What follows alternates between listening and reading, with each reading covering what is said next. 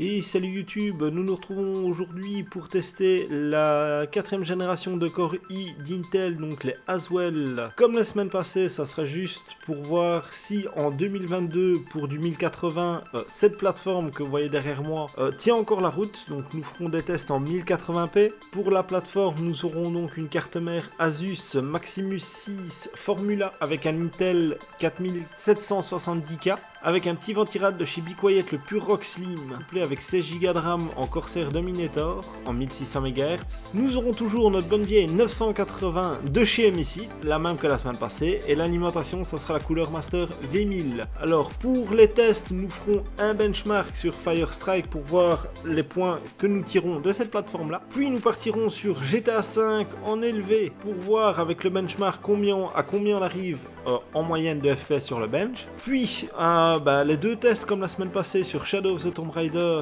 avec deux réglages différents, donc nous l'aurons en moyen et en élevé. Et puis nous partirons sur Chica le jeu, donc ça sera Borderlands 2, Borderlands The Prequel, un petit tour sur Dirt Rally pour se dégourdir les roues comme dirait l'autre, et on va aller un peu sur Fortnite aussi pour voir ceux qui jouent au jeu compétitif ce que ça peut donner. Par la suite, nous analyserons tous ensemble les résultats, nous verrons bien ce que ça peut donner, et après l'analyse des résultats, tout simplement, nous irons chercher sur internet en occasion le prix que peut coûter cette configuration-ci, comme la semaine passée. Allez, tout de suite, je lance les benchmarks.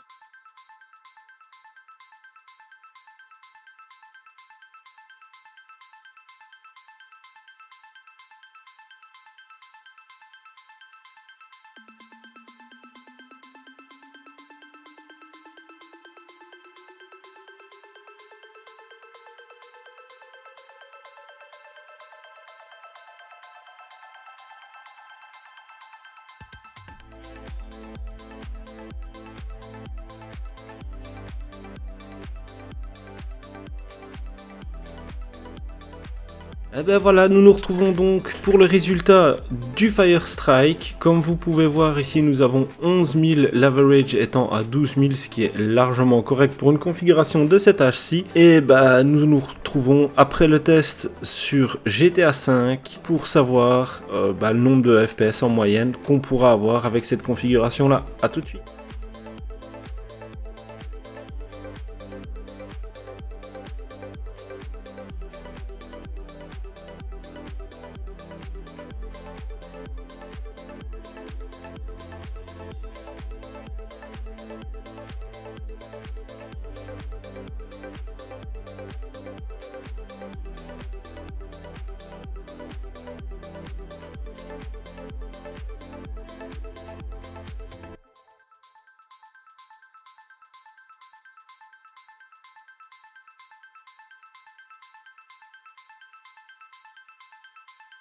Et nous nous retrouvons donc pour ce fin de test de benchmark sur GTA V.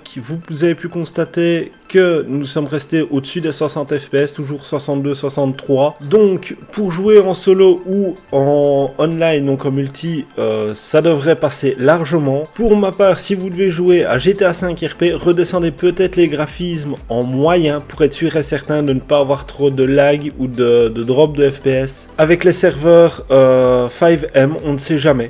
Ça peut toujours arriver, donc voilà. Je préconise plutôt de redescendre en moyen pour avoir un tout petit peu plus de FPS en solo ou au multi classique. Mais sur les serveurs, on ne sait jamais dans quel état vont être les serveurs, s'il y a du monde ou pas. Donc à la rigueur, descendez peut-être les graphismes en moyen pour être tranquille. Nous nous retrouvons tout de suite après pour le résultat du test sur Shadow of the Tomb Raider et la conclusion.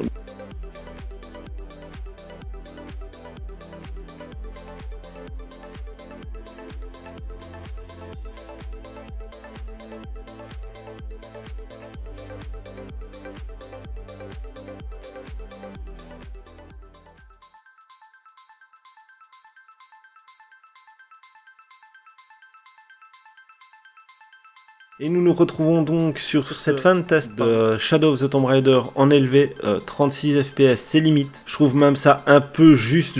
Pour ma part, je vais refaire un test que vous aurez tout de suite après en moyen. Et on verra ce que ça donne. Nous nous retrouvons d'ici même pas 2 minutes. A tout de suite.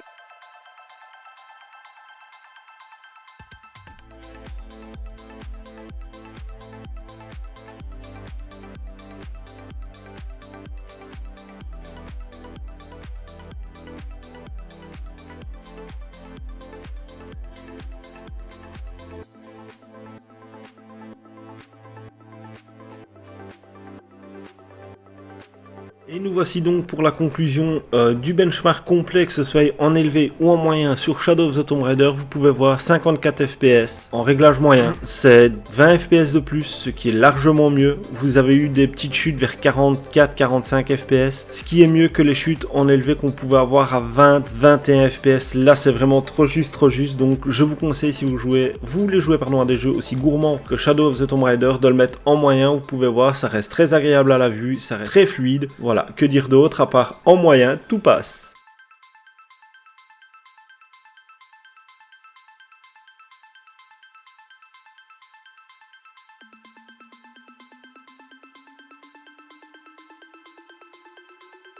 Eh ben nous revoici donc pour cette fin de test sur Borderlands 2, je suis en élevé. J'ai eu quelques drops de FPS à 45-46 FPS, très beau jeu en demeurant fluide, je n'ai pas eu de lag malgré que je suis redescendu en dessous des 60 FPS, ça dépend évidemment d'où on se trouve, comme vous pouvez voir ici je suis monté à 115 puis je suis redescendu, ça dépend vraiment de l'endroit où vous êtes, s'il y a beaucoup de particules en plus dans le jeu, enfin là il neige pour le moment dans Borderlands 2 donc voilà, ça dépend de beaucoup de choses, mais en moyenne, je vais dire une moyenne globale, vous avez vos 60 FPS. Donc je trouve ça assez agréable de jouer à Borderlands 2 avec cette configuration là. Donc pour les jeux solo, ça devrait passer, du moins il n'y a aucun souci avec ça. En réglage élevé, si vous voulez vraiment être sûr et certain d'avoir minimum 60 FPS, je vous conseille de le mettre en moyen et pas en élevé. Et là vous aurez d'office vos 60 FPS. Nous nous retrouvons tout de suite pour le test sur Borderlands The Prequel.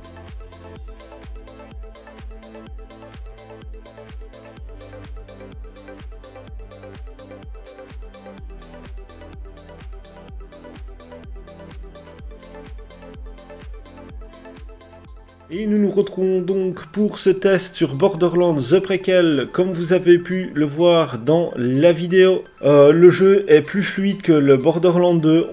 Je suis toujours en élevé. C'est exactement la même configuration que Borderlands 2 pour les graphismes. Je suis resté beaucoup plus haut. Je suis jamais très rarement redescendu en dessous des 100 FPS. Je trouve le jeu magnifique. Il est super fluide, désolé pour la qualité d'enregistrement, mais mon téléphone a décidé de bugger un petit peu en ce moment. Donc, comme vous avez pu le voir là, j'ai eu une chute à 90 FPS, mais c'est très rare, malgré que j'ai pas mal d'ennemis, qu'il y a des particules qui volent et tout, je suis quand même très content de la qualité graphisme et des FPS obtenus dans ce jeu. Nous nous retrouvons tout de suite pour le test sur Dirt Rally 2.0.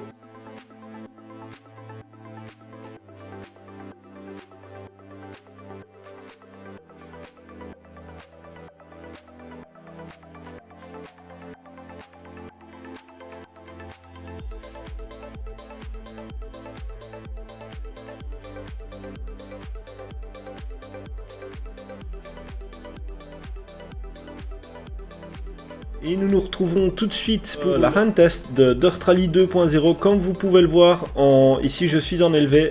Évidemment, ça pêche un petit peu en fait. Il manque un tout petit peu de puissance. Parce que là on est vraiment, ça dépend des endroits. Des fois vous avez 75, 80 FPS. Des fois vous retombez à 45. Des fois c'est stable. Vous allez voir, ça dépend dans quel endroit on passe. Vous avez pu le voir d'ailleurs sur le test. S'il y a des endroits où il y a plus d'herbe, plus d'environnement autour, ça descend. Si c'est des endroits plus ouverts comme là, ça reste assez stable. Mais en élevé, on arrive à une moyenne de, je vais dire, 55-60 FPS. Si vous voulez vraiment les 60 constants, vous le redescendez en moyen et là, ça ira parfaitement. Non, nous nous retrouvons tout de suite après pour la fin de test sur Fortnite et analyser les résultats ensemble. Et nous nous retrouvons évidemment après l'analyse de ces résultats pour essayer de trouver d'occasion le prix qu'on pourrait avoir pour cette configuration-ci avec tout ce qui va bien. Allez, à tout de suite après le test sur Fortnite.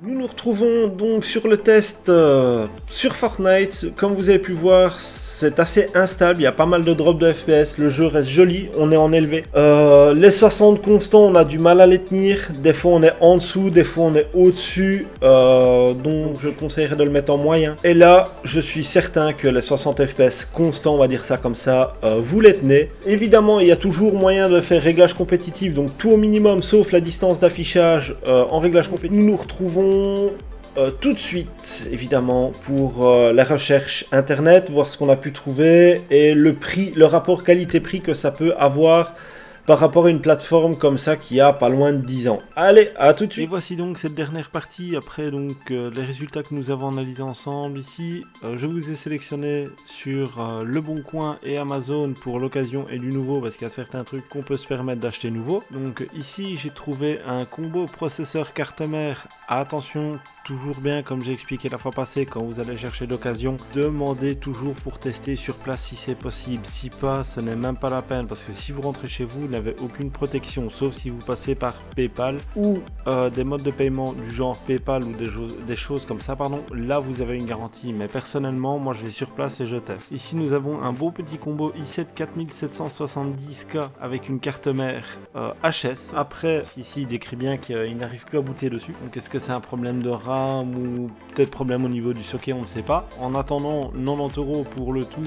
J'ai déjà vu ces processeurs-là bien plus chers.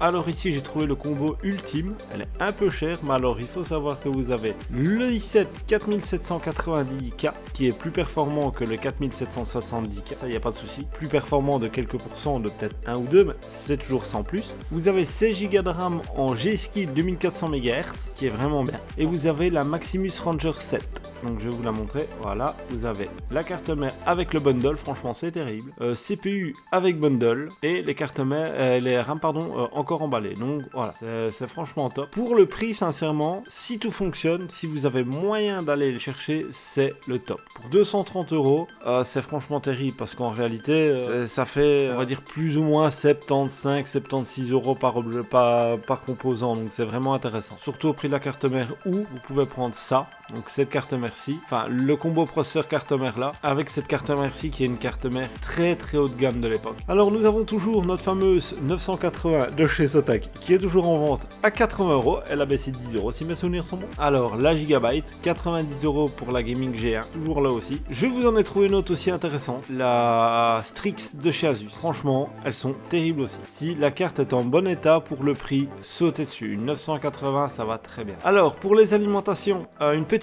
FSP, elle est en réduction, 650 watts 80+, pour 48 €, je vais dire à la rigueur, voilà, c'est assez évolutif, 650 watts, ça permet encore de monter en process, du moins de changer de carte mère et de carte graphique par la suite. Pour le refroidisseur, par contre, toujours sur notre petit Antec A30, qui devrait très bien faire le café. D'ailleurs, si j'ai l'occasion, je vais le prendre et le tester pour vous, parce que franchement, il m'a l'air terrible. Pour 15 €, c'est une petite pépite en bleu. Bon, voilà. Pour le boîtier de la semaine passée n'est plus en réduction, donc j'ai dû prendre le MagForge 100R, qui est terrible, bon, 70 €, mais il est très beau. Sachant que tout ce qui est alimentation, refroidisseur, pas nécessairement, mais bon, on va pas le compter, allez, alimentation, boîtier, SSD, HDD, vous pouvez les garder pour une évolution future si vous passez aux séries 12 de chez Intel, donc au Intel 12e génération, ou au Ryzen, soit les 5 ou soit vous attendez les 6 qui vont sortir. Ça peut être intéressant parce que là vous avez un boîtier avec un excellent airflow, franchement le MagForge 100R est terrible. Vous avez une très bonne alimentation parce qu'FSP c'est dans les meilleurs qui existent. Les SSD, vous verrez, j'ai pris le Crucial BX50, très très bon SSD pour le prix, 50 €, 480 Go pour 47,99 €. Comme vous voyez, les prix sont pas si chers que ça, hein, le BX500 sont vraiment bons. Pour les SSD, je suis parti sur un petit Seagate Barracuda des familles, 7200 tours minute, voilà, 2 Tera, c'est parfait pour le stockage de vos données, de vos jeux vidéo. 500 Go pour le SSD, vous êtes quoi mettre votre OS, quelques programmes et 1 ou 2 jeux, ça dépend de la taille des jeux évidemment. Pour le HDD, voilà, vous avez 2 Tera, ce qui est pas mal. Alors j'avais déjà fait le petit calcul, voilà, ici, juste pour les composants, 9, on en est à 235,76. Vous rajoutez, je vais dire, allez,